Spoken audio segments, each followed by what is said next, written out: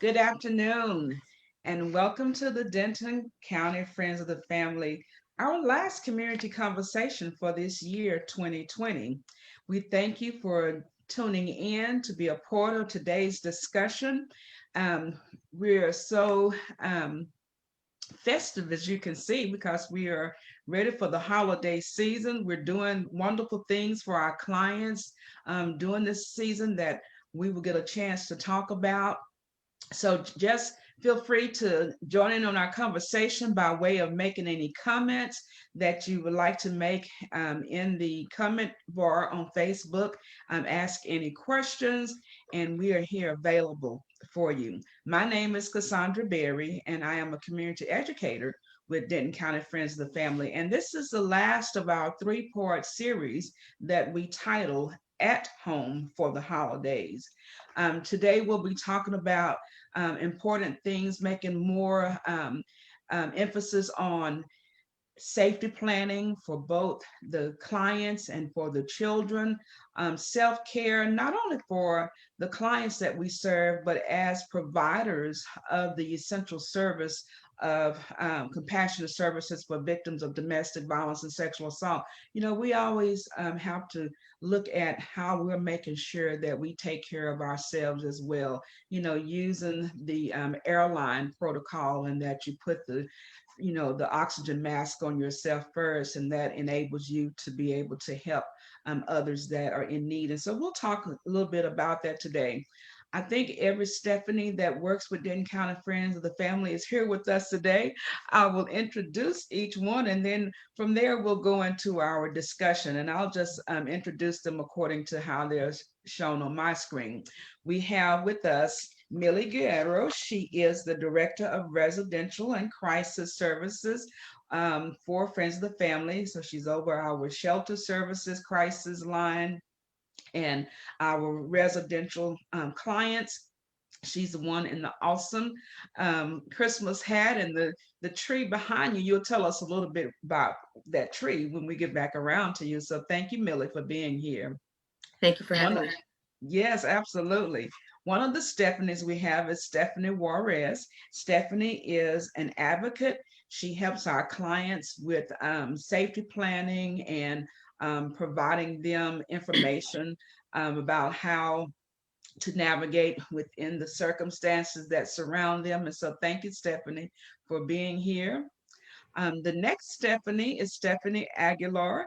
Stephanie is, we'll call you Stephanie A. We had Stephanie J. Stephanie A is a residential advocate. So she is an advocate for our clients who are residing in the shelter. Our last but not least, Stephanie is Stephanie Honeycutt. So Stephanie H is our coordinator of community resources, and she'll let us know about that role, especially the overwhelming privilege that she and her colleagues have with providing those compassionate and comprehensive services during this holiday season to our client. And then we have with us Hillary Hightower. Hillary is the director of the Prevention, Education, and Awareness Program, for which I'm a part. And we always call her our resident long timer, and that she, in her compassion for the work that we do, has been with Denton County Friends of the Family for the longest. And so I always like to have her included because she can give us a historical perspective because of her years of experience in doing this worthwhile work. So again, thank you to each of you for being a part of this last community conversation for 2020, hosted by Denton County Friends of the Family. So what we're going to start off talking about is um, general safety planning. Stephanie Juarez, you sent me an email saying that, this is something that you want to highlight in your role as an advocate. So tell us a little bit about being an advocate and some of the things that you especially emphasize to the clients around the holiday season, combined with being in the midst of a pandemic still, that is going to help them as it relates to safety planning. Yeah. So, one of the things that as advocates we do is to create safety plans with all of our clients individually. And so that's going to look different for every client. Every client is unique. They have their own set of circumstances, their own set of challenges that they're facing. So, as advocates, we get to know our clients, we get to know the challenges that they're facing, their own things that are going on in their life, and try to create as individualized a safety plan as we can come up with. So I'm just going to kind of go over some of the things that we try to include in every safety plan. Again, they're all going to be different. Every client that we work with is different and unique. And he or she has their own things that they need to include in their safety plan that maybe don't necessarily pertain to other people. So one of the things that I always talk to my clients about is to watch for the red flags and the um, signs, if you will, of things, maybe things that are escalating. You're having an argument. What are the things that you can kind of watch out for and say, hey, um, this has the potential to be a bad situation for me. I need to start thinking ahead and kind of what am I going to do next, and kind of getting into that mentality of doing what's best for you and your kiddos if you have kiddos. So just warning signs, things of like if your partner or whoever is your abuser, if they drink a lot, or if they use drugs, or if they're recently had like maybe a job loss. Right now it's the holidays, and so maybe finances are really tight, things like that. Just kind of watching for things that have the potential to become bad situations. Um, and then from there, if you're at home or you're out somewhere or wherever you may be, moving to a safe spot. If you notice that things are escalating, and we try to prevent, obviously, the violence from happening. That's not always possible. So just moving to a safe space, trying to avoid places that have access to weapons, the kitchen or the bathroom or the garage, these places where you might not be the safest in your surroundings. Um, I always tell my clients to come up with a code word for their kiddos or for their neighbors, or to let neighbors know, like, hey, if you hear something, it's okay to call 911. Sometimes people say, like, well, I don't want to interfere in somebody else's business, or I don't want to um, cause trouble for them or whatever. But maybe talk to your neighbors and let them know it's okay to call 911 if you think that I'm in danger or my family's in danger. And then to know where you might go if you need to leave, whether that's identifying family members or friends and talking to them beforehand and saying, there may come a time when I need to leave. Is it okay if I stay with you for a few hours or a few days or however long? Or being familiar with the resources in your community, like us, or other shelters. And if you have to call 911, um, definitely do so. I always tell my clients better safe than sorry, and don't hesitate to call if you feel like you need to. And then again, being familiar with the resources that are in the community that are out there to help, um, like like we are. And so that's just kind of the general kind of rundown of things that I talk with my clients about. Um, Again, safety plans are one of those things that are highly personalized, and we try to get to know our clients as best as we can and provide those tips and as it pertains to their unique situation. Yeah, and doing some research, I was seeing some of the terms being used was preparing a holiday toolkit, suggesting there may be some things that they would want to add to their safety plan as far as items, especially around the holidays as relates to the children being home for an extended period of time, from school.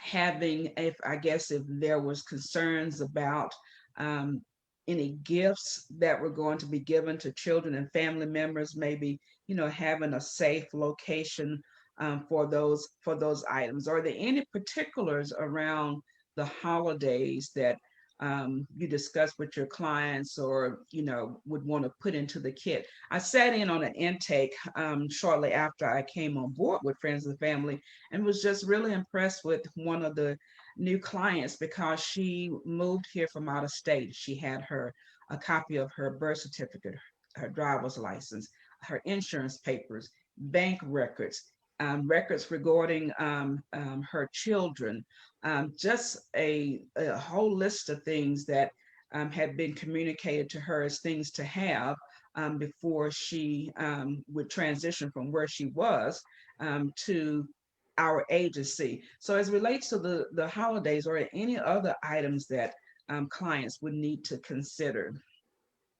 Yeah, that's one of the things that I forgot to mention, which is a really good point, to have a bag packed if you can, with the essential items, extra clothes, extra copies of important documents, your bank cards or your extra cash, or anything that you would need that you could just grab in a second and go if you needed to. Um, so yeah, that's a really good one, just to have that prepared go bag if you need to leave in a hurry, and that you're not kind of scrambling to figure out what all you need to take, and to have it located in a place that you'll remember where it's at, but that's in a safe place where nobody's going to find it, nobody's going to get into it, and that type of thing. Awesome. Thank you, Stephanie J. So let's hear from Stephanie Aguilar, about your interaction as an advocate there located at the shelter, and what safety planning that you talk to the clients about, especially around planning for the children and with some holidays given to the custodial parent versus a non-custodial parent, especially in a relationship where domestic violence exists. What are some of your um, some of the tools that you provide to the clients? Yeah, I think that Stephanie Juarez provided some really good tips about what to do for clients that are in the home, survivors that are in the home with their children, with the abusers. A couple of things that I would add to that in regards to children is making sure that your children understand that the abuse is not your fault, it's not the children's fault, and helping them understand as well that they might, if they're seeing something violent occurring in the home, kids are inclined to want to intervene and protect the victim. And so helping your children understand that that your primary goal is to keep yourself and keep them safe, and that they do not need to feel like they need to protect you, that their only goal would be to help keep themselves safe and protect themselves. And then developing what that plan might look like. Stephanie was talking about neighbors, having a phone handy to call someone, developing that plan with them further. I've been thinking about, I've been with the agency for a few years, and so I was trying to think about what are the things that we encounter when we've come back from the holidays. We'll have clients, after the holidays in great crisis because something horrible has happened over the holiday break while the kids were being exchanged with the partner, while the kids were with, out of school and home, something really violent or tumultuous happened. And so I was trying to think of ways that we can try to be preventive of those things.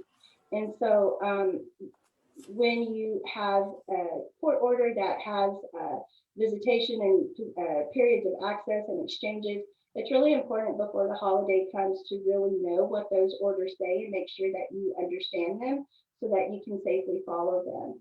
If you have an order and maybe don't have an actual copy of it in your hand, or need some help accessing it, or need some help understanding what your order says and means for you, our advocates and our legal team are, stand ready to help you with that. We want you to be safe, and we want you to follow the orders that have been given by a judge as safely as possible.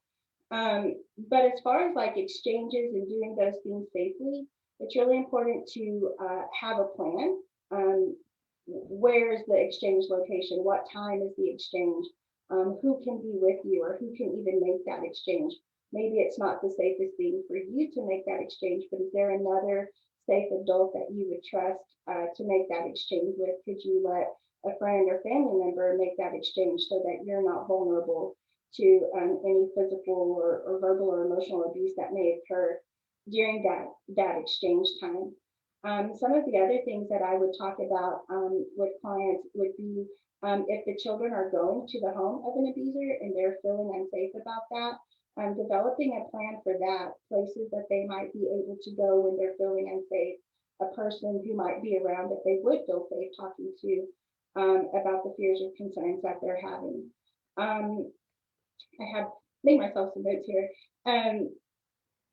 I would also discuss with the children, again, just reassuring them that any violence is not their fault and that their only goal when there is a violent incident occurring is to keep themselves safe. If you're in the home, if a victim and their children are in the home with the abuser, Stephanie was talking about avoiding spaces that would be additionally dangerous, places with weapons like a kitchen or a garage. Also, designate a safe place for your children. And then if you are trying to protect yourself, I would recommend not going to that very same place that you gave the children, just to be able to keep yourself additionally safe and the children safe. I think another thing that I would add in, if you're back to the exchanges, if you're going to be exchanging your children, if you don't have a court order, but you've made some kind of agreement with your partner or your ex-partner to make an exchange of the children, making sure that you do that in a safe and public location as well. Police departments, somewhere with cameras that you might need to capture if anything did occur. Having a person with you that can support you in the event that something dangerous does occur. I think that all of those things would be really important. And again, if you need help developing a safety plan, maybe this is your first holiday where you're having to do something like that, our crisis line would be available to help you develop a general safety plan for that. And like Stephanie and Cassandra both said, every situation is so unique and different. Everyone has different risk factors. And so developing a very specific safety plan to what you have going on is ideal. You made reference to, court orders. Tell us a little bit more about the court orders that you're referencing and what protections are provided to the primary and the secondary survivors and victims. So there could be a number of different court orders that you might have. You might have a protective order that's been issued for you, and the protective order may include your children. And so at the time that you receive that protective order, the judge would have issued a specific rule about possession and access and where and how those things would need to happen. Or maybe it's not addressed in that order. And so you're not quite sure what to do about that. But a protective order would be one type of order that you might need to be following at this time. Another order would be called a SAPSER, which stands for Suit Affecting Parent-Child Relationship. Those are what people generally identify as a child support or custody order. The order would identify who's the custodial parent, whether you have joint or sole managing conservatorship. But also in that order, it's going to outline very specific rules about when each parent can have possession of a child. And so there are typically very specific rules about holidays. Every other year, you have the children on this holiday, you have the children on that holiday, what time and where those exchanges should occur. If you have an order that maybe you don't feel is very safe and doesn't make those specific rules outlined for you, or perhaps you got this order before things became really violent, and now you feel unsafe with those orders, I would encourage you to have an intake with our agency so that you could talk to our staff attorneys who could give you some legal advice on how to go about changing those orders, or even if changing those orders is a possibility. Some other rules or orders that you might have to follow, it's not necessarily a court order, but perhaps you have a CPS safety plan that has given you some rules as well about which parents can have contact and how and when that contact can occur. So those are just some of the orders or plans that we would address with the client. Okay. Well, Hillary, I'm going to put you on the spot because you have a wealth of knowledge and have worked in various departments. A question that came to mind as a prior director for our battering intervention and prevention program, is there anything that you all would would highly recommend to the batterers that were in the program with regard to the holidays and honoring the protective orders and the custodial and the visitation plans that would be helpful for our listening audience? Yeah, so I think that's a great question. I'm happy that you asked me to weigh in on that. So one of the things that, is a consistent theme throughout all of the weeks of battering intervention and prevention is that our choices have consequences. And so I think it's really important for folks to remember that even in non-abusive, non-battering relationships, the holidays heighten emotions. And so I think that's important to remember, like even in healthy relationships and healthy families, holidays just add an extra layer of something special, be that stress or joy. And so I think that's important to remember. And then when you add in abuse and power and control and court orders like Stephanie was talking about, or essentially this whole our series of community conversations in a way, you add in COVID, right? For everyone is trapped at home, but it's an extra layer for our clients who are really isolated at home with their batterers. And when it comes to that, if there is a separation in place and there are court orders in place, or there is a protective order in place, in BIP, we would of course always try to plan around with our clients and remind them that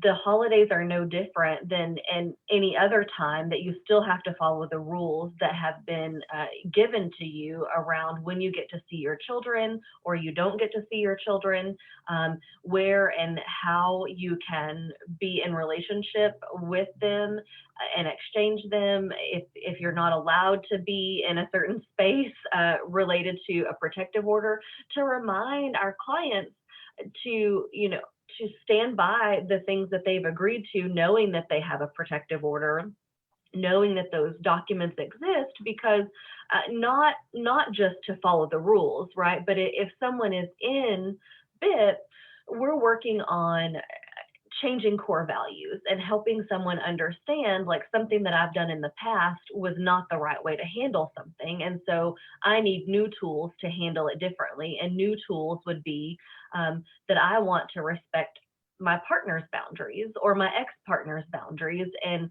if these court order papers say I have to do a certain thing, I don't want to do it just because of that. I want to do it because I can prove that I can be a good dad to these kids by being respectful and respecting boundaries, and not destroying someone's holiday because I want to have my way. And I think that's a huge piece of it, is just really recognizing that there's a choice to be made, and the choice to be made is respect and kindness and honestly respecting boundaries, whether they be personal boundaries of a partner or ex-partner, or court-ordered boundaries. I don't know if that answers your question totally. It did. Thank you. Yes. Stephanie and Stephanie A and Stephanie Jade, was there any other points around that based on what Hillary's input when working with the batterers that you would want to add? I would just add again, never to feel afraid to call the police in any moment that you do feel unsafe. Also, again, just for additional help with safety planning, just looking ahead, looking forward to the next few days. If you are already a client, reach out to your advocate for help with safety planning, or contact our crisis line 24/7. Our crisis line staff is really, really great, and they're really here to help you and want to make sure that we all get to enjoy a safe holiday. We don't take for granted that we get to be safe, and we just completely want to help everyone enjoy the holiday season. So that's a good segue into bringing you up, Millie, to talk about our residents who their safe place, their holiday place, the Christmas tree behind you and things like that, or where they live at this time. One of the videos that I show says, for right now, for me, shelter is my home. And so we've talked about safety planning for those who are not in shelter, but give us a little bit of information about, as the director, um, what it what you provide as far as services to the residents, what you do above and beyond as a part of our mission statement, to make this holiday season as special as possible. I know in years past, some of the groups to which I belong, we were able to, gather together. And I think you were there last year when we brought those boxes and boxes of holiday handbags and other things. So this year I'm seeing and having some of our donors and partners with my our community matters programs collecting, gift cards and things like that, so that they, the ones that are in the shelter, can still, receive gifts and maybe go and select the things that are important and special to them. So Millie, with the awesome Santa hat on, tell us a little bit about what's going on in shelter, and with the crisis hotline that will be helpful to our audience. Well, I'd like to start by saying here at the shelter, we are staffed with our residential advocates, which Stephanie Aguilar is one of those amazing advocates there. We have counselors on call. We have about 10 CIS employees, a house manager, volunteers that are constantly coming in and out. Thank you to Stephanie Honeycutt. So really what we're trying to do by having so many people there, and we're there all the way through the holiday season, is we want to make sure that they feel that sense of normal. I think they're very aware of the fact that they're not home, that they're displaced, that this is not what they would have ever imagined for themselves, to be celebrating the holidays with their family in a shelter. So as staff, we try to be festive. We decorate throughout the house. We bring people in to help provide consistency and services throughout this difficult time. We have a Santa that comes and visits us. He's coming tomorrow to pass out some gifts, socially distanced, of course, from the families that are there. We have an amazing police officer out of Corinth PD that has donated meals for all of our residents and the staff that will be here tomorrow, so that although we will be distancing ourselves while we're enjoying our meals, that we get to celebrate this time of year together. Santa also makes a surprise appearance on the overnight 24th to the 25th and leaves wonderful gifts for the kids and the moms to wake up to right outside their door, to enjoy that feeling of surprise and family, where they can go back into their rooms and enjoy that time together. And then we get another meal donated just for the residents on the 25th as well. So really, we're just trying to let them know that they can celebrate this holiday season in whatever way they feel comfortable in doing so, that we want them to feel the hope that this holiday season tends to bring, and provide it with a smile and unconditional love while they're doing it.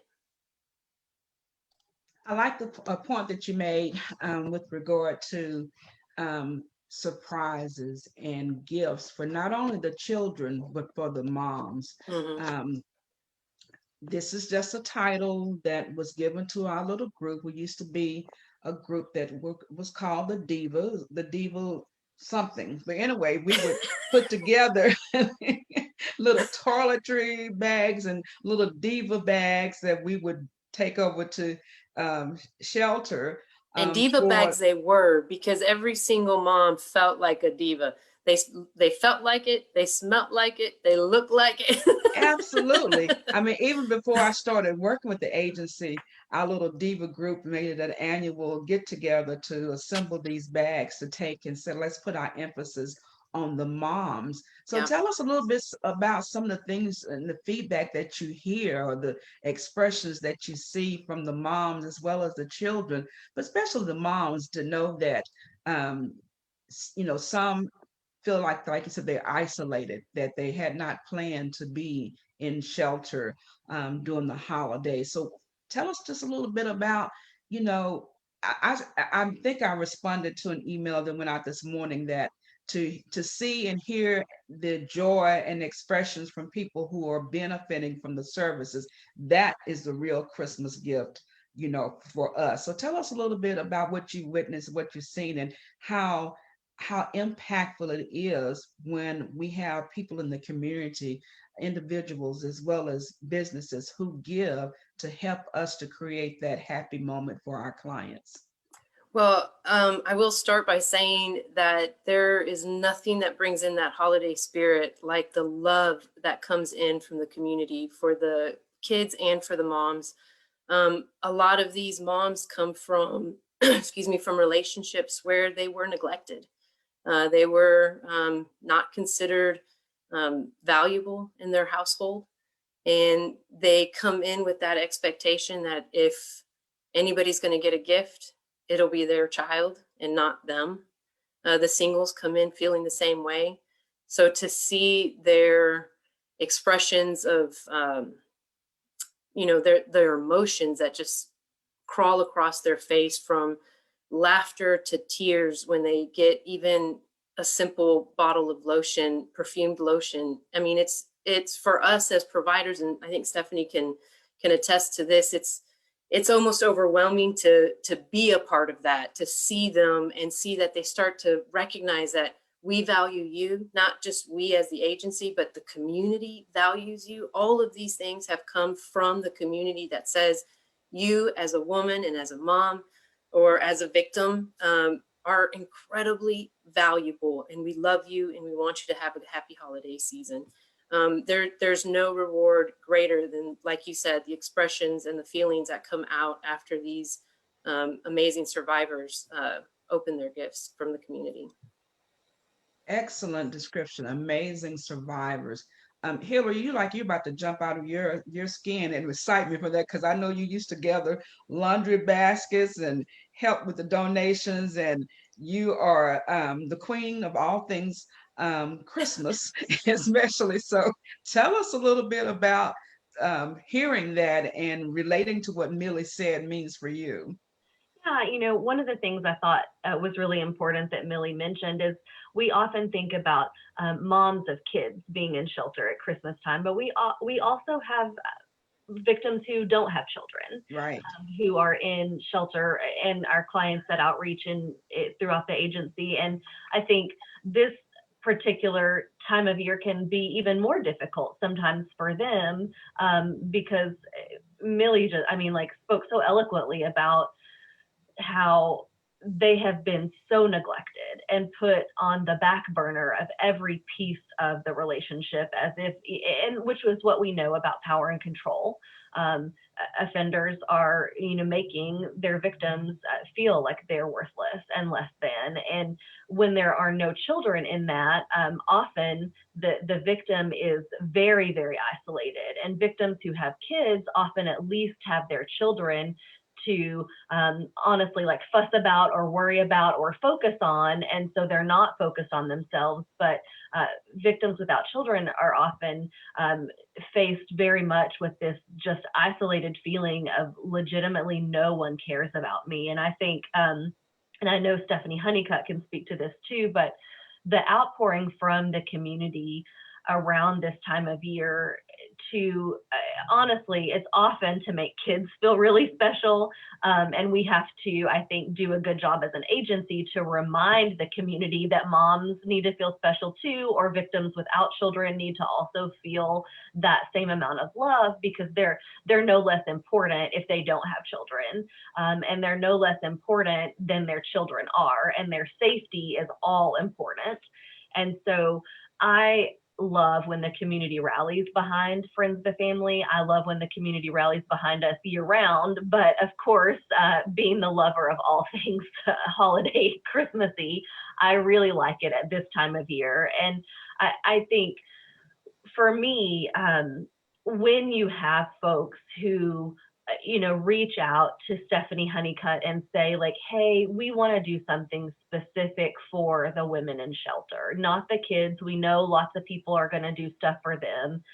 Or can we provide a meal on like an actual holiday day?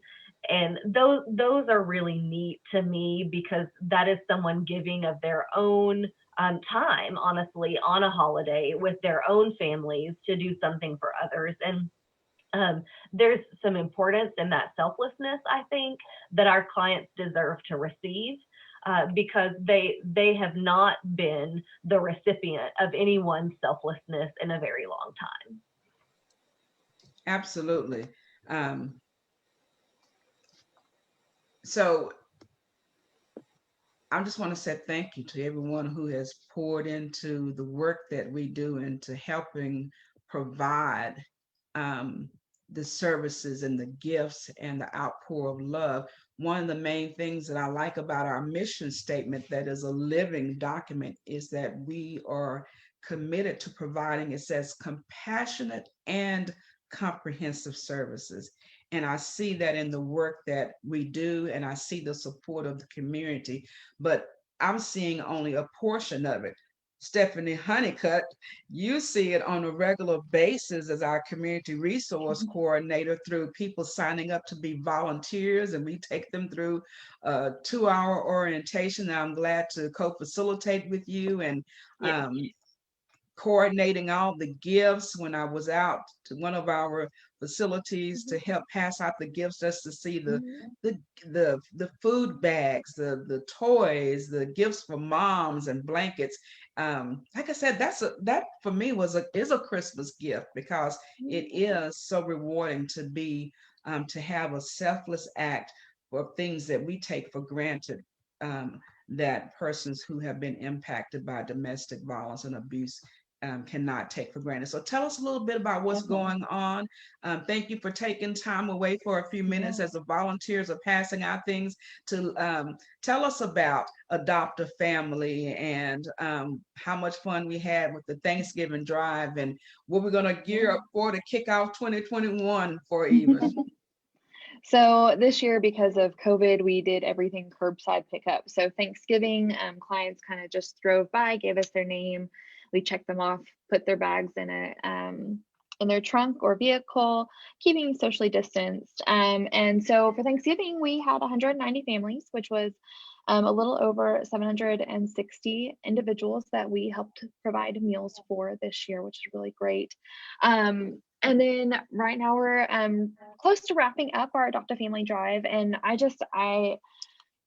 I have been blown away. Like, I feel like I'm blown away every year, but like I feel like I've been like blown out of the water and then blown out of the water again by how much the community has come together to support our clients. Like, we have surpassed our monetary goal.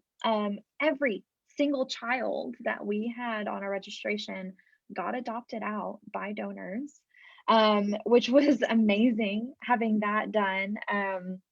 And then I had so many volunteers that are community members who decided that not only would they be adopting a family, so they adopted a family and they had kids, and what they did is, instead of doing Christmas with their family, this was their Christmas gift. So their kids got involved and helped choose gifts for those kids that they were adopting out, and then they came and volunteered too, which I thought was just like, it's so well-rounding and so amazing to see like these families and these kids learning about how they can give back, and that there's ways to give and you don't always have to be one to receive. So one of the things that I really want to be clear about is just, we are so grateful for the community who has come out to support us. It's been a wonderful year in that regard. We've had so many toys donated to us, so much clothes, so much money, so much food. So people are getting food to eat, their kids are getting toys. We've had items for moms that have been brought in. And so, yeah, it's been really great. And it's really nice. I personally like to have my volunteers be the ones that get to put the gifts in the vehicles, because it's been curbside. Just because I want them to have that interaction. But it's so fun to see my volunteers come out and be like, Mom was so appreciative. She was so excited. Oh, the joy on her face was so wonderful. And so I get like chills from that, getting to see like how excited our volunteers are to see the impact that they're simply having. And on the families that we're providing. But I know a lot of our donors don't get to see that because maybe they just dropped it off. And I want y'all to know you guys have an impact on us, and on our clients and on our volunteers and on our staff, that get to witness this wonderful thing that takes place. So thank you, thank you, thank you, thank you. And I do want to say, if you do want to volunteer, I'm your girl. I'd love to have you volunteer one with us. Yes, go to our website. There's a volunteer portal that you can just enter your information there, and Stephanie and I will hook you up with the orientation and get you Definitely. started. And what you said about the giving, a donor who submitted a donation this week, in, as I said, in my honor, what was beautiful about the note was meaningful assistance to others. And what we do is meaningful because it gives hope, which is one of our campaigns, where a person might feel like there is none. So we can't thank our community enough for helping us and partnering with us to provide hope. Hillary, something that you said earlier was right on point with what we're going to segue into, and that is talking about self-care. There's all different types of stress. There's good stress, there's not so good stress. One of the common examples is, buying a house is a wonderful experience, and good stress, but still stress. Going out and trying to buy Christmas gifts or, plan your holiday meal, while it may be enjoyable, there's still a level of stress. And then just the reality that we know that persons are still being abused, victimized, and sexual assaulted. That adds a level of stress to us as service providers, unlike though the stress that the victims have to go through as well. So I want you and Stephanie Juarez to talk about some things that people can do for self-care. And Stephanie, if you'll talk about it from the perspective a little bit of our clients and survivors, and Hillary, you can put emphasis on what we have done as an agency and some things that we can do to make sure that we're taking care of ourselves and keeping that oxygen mask on ourselves so that we can continue to do what we do in an effective and meaningful way. So for self-care, I was really thinking about it in terms of kind of like what that phrase really means to people. And I think sometimes in like pop culture or movies, or just kind of when you think about self-care, you think of like, oh, it's like a bath and massage or stuff like that, like just kind of like pampering type stuff. And it may include that, but I was really thinking about self-care and kind of what it can mean to our victims and survivors that we serve. And I really was, what came to mind was the word boundary. And thinking about how putting up boundaries can really be a form of self-care, emotional boundaries, physical boundaries, mental boundaries, material boundaries, boundaries with your time and your energy, and focusing on all those things to really take care of yourself. And so, with physical boundaries, definitely what it's with regards to children that we were talking about earlier. I think sometimes around the holidays, if you're seeing family, you always kind of be like, well, go give so-and-so a hug or something like that. But, teaching your kids that you can have boundaries, you can choose to not give somebody a hug if that makes you feel uncomfortable or something like that. Boundaries with your emotions and with your time, your energy. It's okay to say no to things. It's okay to say, not right now. I don't want to do this today. Maybe I'll do it tomorrow, just because we put a lot of pressure on ourselves around the holidays, especially as moms, to try to make the holiday perfect for everyone else. Something else I was thinking about was that we really need to give ourselves space to just be, and whether that means space to grieve. Maybe this isn't the happiest time of the year for you. That's okay. Just being able to say, this is a time where for whatever reason, maybe I feel really sad, and that's okay. And maybe I need to go to therapy, or maybe I need to, if you're on medication, making sure that you take your medication every day, just being kind to yourself. And so that's kind of where I was going with the whole self-care idea with our victims and survivors, and just really anybody, to have good boundaries with yourself and with the people around you, and then just giving yourself that time and that permission to just be, and just to feel however it is that you're feeling this time of the year. And then just accepting your circumstances, and change what you can. And but sometimes things that you can't change, it's okay to just not put pressure on yourself to try to make everything perfect for everyone. I know that, like I said before, moms really have a tendency to do that, and to just be kind to yourself, with negative self-talk and things like that. I always ask myself if I'm being really harsh on myself, like, would I talk to my daughter this way, with the things that I say to myself sometimes. And so that can be really eye-opening.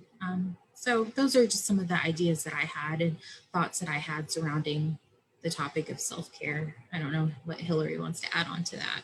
Well, those are some excellent points. And yeah, Hillary's going to segue in to talk about some additional things, because when we, the way in which the term self-care is used, so often we might immediately have our minds go to an expensive vacation, going away for a spa, maybe going on a shopping binge, or eating our favorite chocolates, as I have done so far this holiday season, which is not a necessarily a good thing, but we think about those are immediate thoughts a lot of times when self-care comes to mind, when it's it really easier said, easier done than what we sometimes think it to be. So Hillary, give us a little bit of information about self-care, especially from the perspective of service providers. Yeah, and just really to feed off of the things that Stephanie said, our clients are in this space where, honestly, sometimes at the holidays, I loved that you pointed out that the holidays are not always happy for everyone. The holidays are very blue for some people, because it can enhance a feeling of isolation, or a feeling of failed relationships, or failures in general. And in addition to that, the days are shorter, which sunlight and the lack of sunlight often impacts some people's chemical balances in their body, and that can impact someone's mood and resiliency. And then I think, for our clients, before I feed into service workers, this is also one of the, honestly, most humiliating times of their lives for them, because they are in this space where they feel like they cannot provide something that they should be able to provide for their families, and that they are depending on us as an agency or the community to do that. And as much joy as it may put on all of our faces, it may feel really gross to them to have to receive things from us, and put them in a very in a situation where they're really deep into their feelings and needing to meet with their counselor or their advocate more often, because of the shame and guilt that they're feeling around those things. And then as the counselor or the advocate who's absorbing those things, or the volunteer coordinator who is, working around the clock to get donors gifts back and get families adopted out, I think it is such a hard time to have hope, or to feel like, man, I've got to wake up and be happy the next day, or I've got to be able to do this. And as a director, and I think Cassandra and maybe Stephanie Honeycutt know this most about me, just because I've shared it with them over time, but it has been I have had a journey of trying to lead people in a different way, because my personality lends itself to not outwardly encourage people, but just kind of like plow through, and everybody's doing this. And I think the psychology terms for that are, I'm someone who is intrinsically motivated, so I don't need like extrinsic or outside compliments to do my job. And then I often forget that other people do need to hear happy and encouraging and positive things from others. And so, Cassandra, related to our self-care, I think, Stephanie J had a really good point that it is not all like, bathtubs and bubble baths and, and especially like during COVID, a lot of things that people did for self-care, like for me, for example, I like to go eat endless chips and salsa at restaurants until I can barely walk out of the place. And I can't do that right now in the same safe way that I once could. And so I think that has also impacted people's ability to self-care in a way that they typically used to do. And there's this idea of self-care that people have. And honestly, the Hollywood idea, I think, is what Stephanie said, or the movie idea of self-care, it costs money.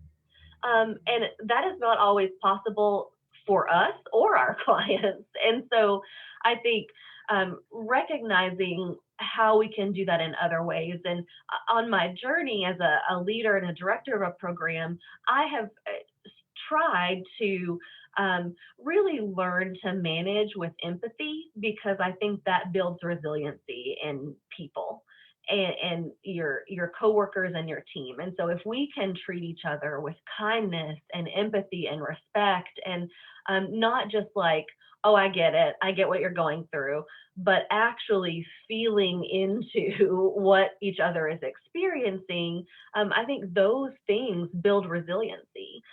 When you say to someone, tell me more about that, or let me help you carry the emotional load of what you just did, those things build resiliency. And I think that's how we can begin to care for ourselves in a better way, is as leaders and peers, to lean into what each other is going through, and not just be so focused on what we're doing that like everybody's got a job to do and we just got to do it, which sometimes is absolutely necessary, but we can't forget to have empathy for our teams and our peers, because that is how care happens. And if we can show others care, then they can have space to care for themselves.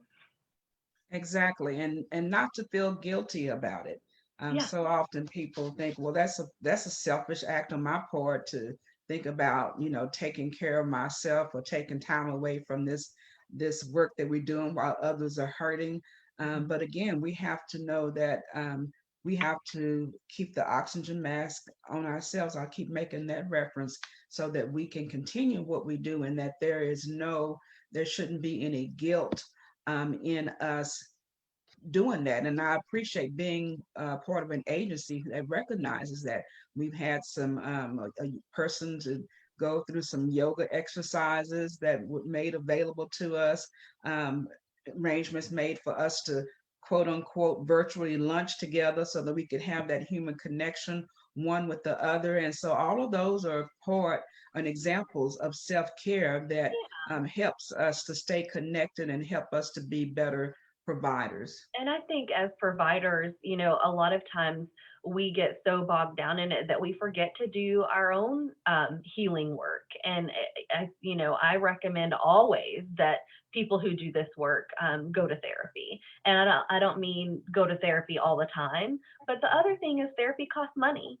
And that's not always an option. And there are lots of amazing therapists in our community who work with folks who work at Friends to Family, knowing that we work here and do a sliding scale rate, which I think is amazing. But our bodies and our minds, I always think of us like we're vehicles, and our bodies and our minds, we got to have regular oil changes, and we have to have our tires rotated, and we have to do those things in order to keep to keep the vehicles rolling. And if we're going to do the best work as an agency that we can do, then all the cogs and the wheels on the bus have to be smooth and going in the way that is best. And that means that we have to be of healthy and sound mind and spirit to help others. Absolutely. We only have a couple of minutes, so Stephanie Aguilar, if you want to add anything else to that, about, especially in the middle of a pandemic and a holiday, what would be some of the things that you would put in our toolkit to help us with that? And Millie, anything that you may have shared with the residents about self-care that would be helpful to all of us? We can just take a couple of minutes for that, and then I want to come back to Hillary and Stephanie Honeycutt just to talk about things that we have going on when we kick off 2021, and that the way in which you can continue to support and give to friends of the family. I just wanted to add, much like we were talking about safety planning for the survivors that we work with, us as frontline workers or essential workers, we have to have those plans for ourselves as well. I think it's important for us to remain connected to people who we do feel safe with. It's important for us to have people that we can depend on, that we can say, I'm struggling, I need some help. For myself, the pandemic has been incredibly difficult. I'm a people person. I thrive on relationships. I thrive on contact with people. And so being a person who's had to work from home for a certain amount of time, or just having to change the way I do things on the daily basis has been really difficult. And so I would just encourage anybody who's listening to build your support system, talk to people when you're having a hard time, other people who are doing this very difficult work during this time. As Hillary suggested, use therapeutic services. It will make a huge difference for you. And so I just really encourage that. And then one of the things I wanted to add, aside from self-care, we were talking about the ways that our clients have benefited from the community support during this time. We've had a few clients from shelter who have been able to move on to their own permanent housing situations in the last couple of weeks, and then a couple coming up more this week and next. And I have a message from one of my clients who said, this is Merry Christmas to her, and she doesn't take away from the fact that several people have helped her get to this point. And that takes community involvement too. It takes property managers and landlords and donors, and all kinds of things come together for her to get to experience this really great Christmas gift to herself. And so I just wanted to say thank you to the people who make all that possible for our clients. It's really, I don't know if gratifying or satisfying, I don't even know what the word is for that, when a client is making that big move. So thank you to all of my coworkers here at Friends of the Family who've worked hard to make that happen, and then also to community supporters and donors who have made that possible as well. Thank you, Stephanie. Stephanie Honeycutt, Hillary, if you want to give any information about how people can contact us. Hillary, we'll start off with you about the future community conversations and your podcast. And Honeycutt, if you will talk about how they can continue to give so we can keep providing the services that we do. And then Millie, to honor your request, we're going to say at the end, happy holidays to everyone to close out, okay? Well, we got to use that hat and that Christmas tree, okay? I am always wanting people to make sure that they remember that we have a 24-hour crisis line that is available 24 hours a day, 7 days a week, that can be texted or called. And that number is 940-382-7273. And I know that Nadia will put that in the comments box for folks viewing this live on Facebook. But 2021, we have high hopes for you. High hopes for the extroverts, Cassandra and Stephanie Aguilar, that you will be able to join with people again in a different way. We do have a podcast that Friends to Family has called In Their Shoes. It is available on all major places where you download or listen to podcasts, Apple, Spotify, iHeartRadio. It's called In Their Shoes. And so you can just search In Their Shoes. And I think we have currently 4 episodes of the podcast up. It releases weekly on Tuesdays. And I am the host of that. And it has been a great joy to me to be able to do that in this weird and odd year. We have, of course, lots of events that may look different for us coming in 2021, but February is Black History Month. It is also Teen Dating Violence Awareness Month, and so we will have an evening of raised awareness that will look different this year. We will have some Teen Dating Violence Awareness Month potentially campaigns versus events, because many things may still need to be online. Looking into January and February, we will bring back this community conversation series that will happen twice a month via Facebook Live, and then of course able to be viewed later. And as we roll into the rest of 2021, of course, April is National Sexual Assault Awareness Month. October is National Domestic Violence Awareness Month. We will plan for those things accordingly, but we hope that you will definitely take a listen to In Their Shoes, our podcast, and join in on our community conversations for 2021. And I know that Stephanie has volunteer opportunities ready to go for 2021. Yes. So I really wanted to, I didn't say it earlier, but I wanted to mention that we provided gifts to 649 kids this year. So I wanted to make sure I mentioned that. So 649 kids got Christmas gifts this year, thanks to our community members. For 2021, we are going to be continuing our volunteer orientations via Zoom until it is safe enough to open things up to be in person. And even then, we're looking at maybe still having a Zoom element to that. So right now, we're still socially distancing and doing our orientations via Zoom. Those dates are up on our website. So if you're interested in becoming a volunteer, complete a volunteer application in that regard. That'd be amazing. dcfof.org/volunteer. We'll have our back to school drive begin in June.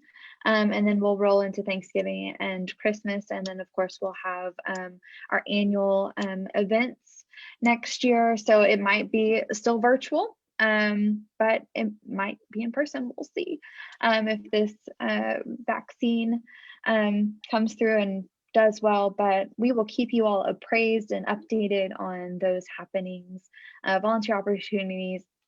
We need help at our shelter. We need help at our Savannah shelter. We need help at our thrift store. So if you're interested, we want to have you helping out. Everything is socially distanced, limited numbers. So like 1 to 2 people per shift in some instances, masks being worn at all times, hand sanitizer, washing stations, all that good stuff. So we're keeping everything clean and asking that you just bear with us as we make those opportunities more available as time progresses. So thank you. Well, to our Facebook community, thank you once again for tuning in to our last episode of Community Conversation for 2020. We look forward to you resuming being a part of this in 2021. Thank you for your ongoing support for the services that we provide to victims who are impacted by domestic violence, relationship violence, sexual assault. I always say that we don't ask you for all your time, but the time that you have to give, we appreciate it because it helps us to save a life. And we're not asking for your life savings, but we are asking you to help contribute to us helping save a life. So from our homes and hearts and agency to yours, on the count of 3, let's say happy holidays. 1, 2, 3. Happy holidays. Thank you for tuning in.